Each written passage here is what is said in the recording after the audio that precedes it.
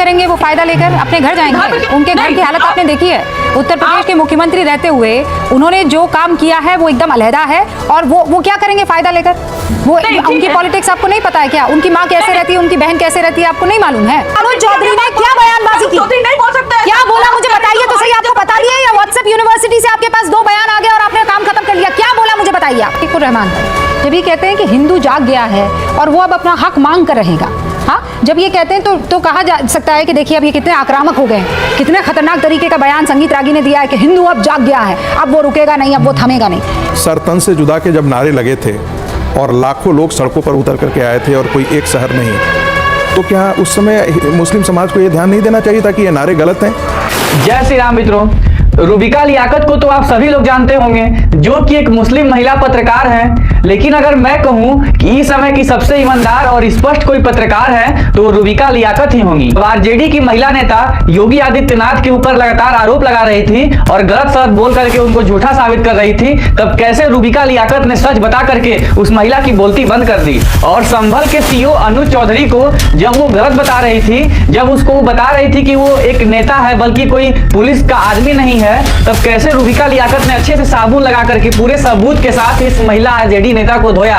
और इस डिबेट के बाद शायद वो नेता कभी किसी डिबेट शो में बैठने से पहले 100 बार सोचेगी। सच में इस इंटरेस्टिंग डिबेट को देख करके मजा आ गया और मेरा यकीन मानिएगा ये अभी तक का सबसे ज्यादा इंटरेस्टिंग डिबेट था।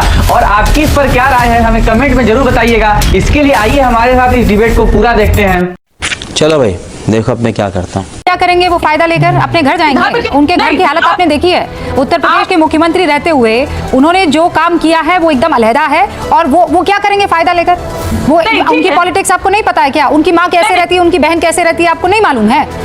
योगी आदित्यनाथ को क्या फायदा हो जाएगा मुझे ये बताइए। पहली बात। और दूसरा, ये जो आर्थिक और सामाजिक और धार्मिक तौर पर अगर अयोध्या और कुंभ का स्नान ये सब हो रहा था तो वहां पर क्या जीडीपी जनरेशन नहीं हो रहा था? मतलब क्या इकोनॉमी जो है उसका चक्का नहीं चल रहा था? ये सारा पैसा योगी आदित्यनाथ अपने झोले में डाल रहे थे।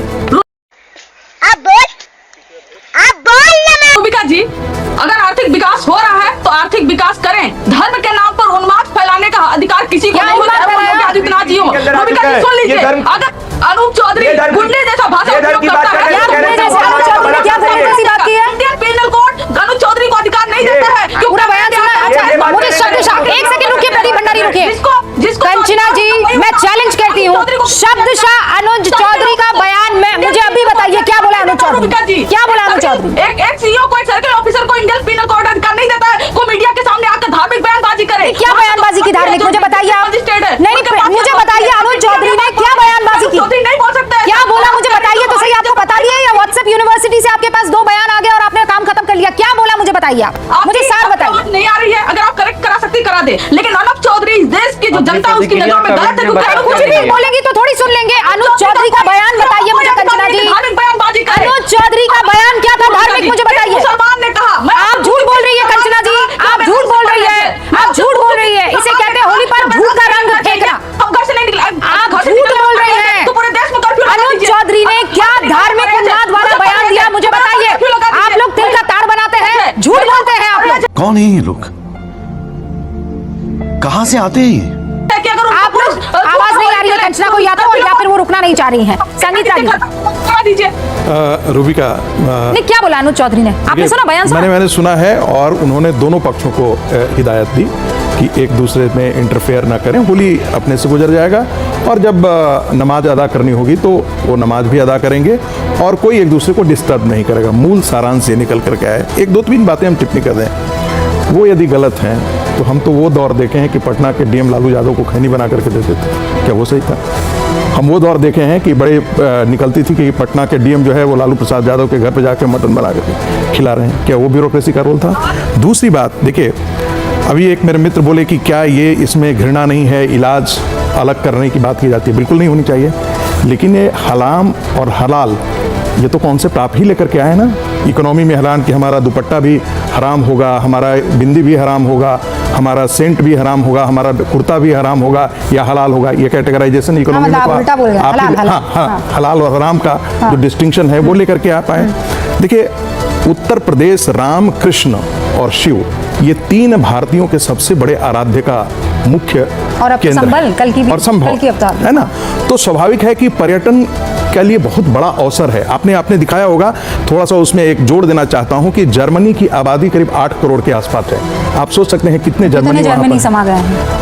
ब्रिटेन की आबादी 7 लगभग 6.25 करोड़ के आसपास है। कितने ब्रिटेन वहां पर आकर के 1 महीना के अंदर आकर के खड़े हो जाते पर ये- हैं। तो ये- सवाल एक मिनट बस नहीं रागी जी, आपने क्योंकि बिंदु ये सही है और अच्छा है। अयोध्या के टाइम पर आपको याद है ना, हमने कितनी बहस की थी। वो महंत बिल्कुल, राजू दास भी हुआ बिल्कुल, करते थे, बिल्कुल। फराज भाई भी बैठते थे, अतीक उर रहमान साहब तो एकदम रेगुलर थे। बिल्कुल। यही बात तो हो रही थी। अब आज जाकर देखिए, आप अयोध्या के मुसलमान से बात कीजिए। नहीं, मुसलमान ही नहीं, सारे लोगों अरे मैं की सारे economy- नहीं, पर सबसे ज्यादा क्या हो रहा था कि दखल अगर आ रहा है, हाँ। दुखी कोई हो रहा है, अपसेट कोई हो रहा है, कुछ थे ना सो कॉल्ड लोग जो कहते थे कि देखिए ये मुसलमानों पर अत्याचार हो रहा है। आज सबसे ज्यादा ह्यूमन डेवलपमेंट इंडेक्स अगर कहीं बेहतर हो रहा होगा, जब आएगा एक ऑटो वाला, जब पहुंचाएगा स्टेशन से अयोध्या में आपको, मान लीजिए रागी जी, और वो मोहम्मद है, ऑटो वाले का पैसा भी तो बढ़ेगा कि नहीं बढ़ेगा? नहीं, सबकी ओवरऑल इकोनॉमी जब ग्रोथ करती है ना, तो हम उसको करते हैं परकोलेट डाउन थियरी। वो नीचे तक जाती है। ऐसा नहीं है कि इकोनॉमिक ग्रोथ होगा तो उसमें हिंदुओं के लिए अलग हो जाएगा और मुसलमान उससे बेनिफिट नहीं होंगे। तीसरी बात एक जिक्र करना है, देखिए संभल का मुद्दा, ये सब चीजें अब रुकेंगी नहीं, जो मैं एक एज ए पॉलिटिकल एनालिस्ट के तौर पर प्रयोग कर रहा हूं, क्योंकि मुझे ऐसा लगता है कि जिस सेकुलरिज्म को 70 साल में कांग्रेस पार्टी ने नर्चर करके खड़ा किया है, उसकी भारत में एक बहुत बड़े हिंदू समाज की तरफ से प्रतिक्रिया हुई है, और वो प्रतिक्रिया मुसलमानों से ज्यादा इन सेकुलरवादियों के खिलाफ हुई है। नहीं तो आप जो देखिए ना, अतीक सारे अहमद मौलवियों ने पाल- तो कह दिया कि 2:30 बजे होगी। हाँ, आप देखिए ना, इसको लेकर के कौन खड़ा हो रहा है? उकसाने का काम कौन कर रहा है?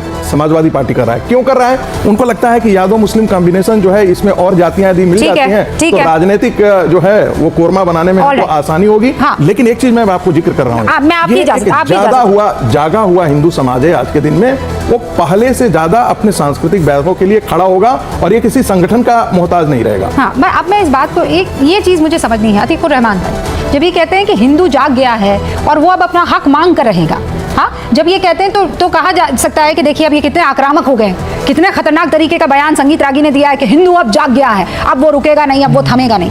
लेकिन अगर आप प्रैक्टिकली देखें तो संगीत रागी कोई डंडा लेकर पहुंच थोड़ी गए हैं वहां पर कि संबल मेरा है, दे दो मुझे। कोर्ट ही जा रहे हैं ना, कोर्ट की लड़ाई है और कोर्ट में जो तय होगा वो मानना पड़ेगा। बस एक 10 सेकंड की मैं एक इंटरफेरेंस कर रहा हूं। यदि इस देश का हिंदू समाज टॉलरेंट नहीं होता तो इस देश में बख्तियार खिलजी के नाम पर स्टेशन नहीं होते, जिंदा नहीं होते, औरंगजेब की मज़ारें जिंदा नहीं होती। मैं आपको बता रहा हूं, रागी साहब क्या बात कर रहे हैं आप? टॉलरेंस का ही प्रमाण है। इससे कि बड़ा 400 प्रमाण साल क्या हो बाद सकता है जाकर रागी जी? कोर्ट में जाना पड़ा। इससे बड़ा प्रमाण क्या हो सकता है कि सीसगंज गुरुद्वारा, जहां पर बकायदा गुरु तेग बहादुर का गला कलम काटा किया गया गया। था, उससे थोड़ा दूर जाकर औरंगजेब लेन है। हाँ। बताइए मुझे अतीक उर रहमान साहब। जी, मैं चाहता भी नहीं हूं रूबिका जी के संगीत रागी जी या हमारा हिंदू समाज जागृत ना हो। बधाई देना चाहता हूं कि वो जागृत रहें, पहले ही जागृत हो जाते, बहुत देर कर दी, ये एक अलग मुद्दा है रूबिका जी। मैं आपसे लेकिन सहमत हूं। जो खरा सवाल और बड़ा सवाल होना चाहिए वो ये होना चाहिए कि बीजेपी और समाजवादी पार्टी और कांग्रेस, ये पॉलिटिकल पार्टीज के टग ऑफ वॉर भी ये आम हिंदू और मुसलमान कब तक झुलसता रहेगा। दूसरा इंपॉर्टेंट बात, शायद वक्त कम रह गया है, मैं आपके सामने लाना चाहूंगा, क्योंकि आपने गारंटी दी कि आपके पैनल के ऊपर किसी धर्म को भी नीचा नहीं दिखाया जाएगा। तो राजू महंत जी ने कहा कि हमको खून के रंग से तो मोहब्बत है, लेकिन होली के रंग हमको हमारे ऊपर नहीं चाहिए। ये वही बयान आपको इनसे वापस लेना, ये अपनी प्रतिक्रिया एक चीज के कमेंट दायरे में आएगा। बताते रहिए। और बहुत सी ऐसी बातें हैं रूबिका जी जो कि आम मुसलमान और हिंदू झुलस रहा है। भाई, मुझे आपसे एक सवाल करना है, क्या सरतन से जुदा के जब नारे लगे थे और लाखों लोग सड़कों पर उतर करके आए थे और कोई एक शहर नहीं, तो क्या उस समय मुस्लिम समाज को ये ध्यान नहीं देना चाहिए था कि ये नारे गलत हैं, ये नारे भड़काऊ हैं? किसी ने कह भी दिया और उसने माफ़ी भी मांग ली, तब भी क्या यही धर्म था कि हम जाकर के अलग अलग जयपुर में हत्या कर दें, बंगाल में हत्या कर दें, अन्य जगहों पर हत्या कर दें, सर काट दें, जो आपके साथ रह रहा है उसके साथ भी आप विश्वासघात कर दें? तो कैसे नहीं राजू व्यास जी जो कह रहे हैं उसमें तथ्य क्यों नहीं है? तो मित्रों, कैसा लगा आपको हमारा ये वीडियो? तो ऐसे ही और भी इंफॉर्मेटिव और इंटरेस्टिंग कंटेंट के लिए आप हमारे वीडियो को लाइक करके चैनल को सब्सक्राइब कर लीजिएगा और कमेंट में अपनी प्रतिक्रिया जरूर बताइएगा, ताकि आपके लाइक, सब्सक्राइब और कमेंट से हमको मोटिवेशन मिले और ऐसे ही और भी इंटरेस्टिंग वीडियो आपके लिए हम बना सकें। आपसे मिलते हैं हम अगले वीडियो में। अपना ख्याल रखिएगा, तब तक के लिए जय हिंद।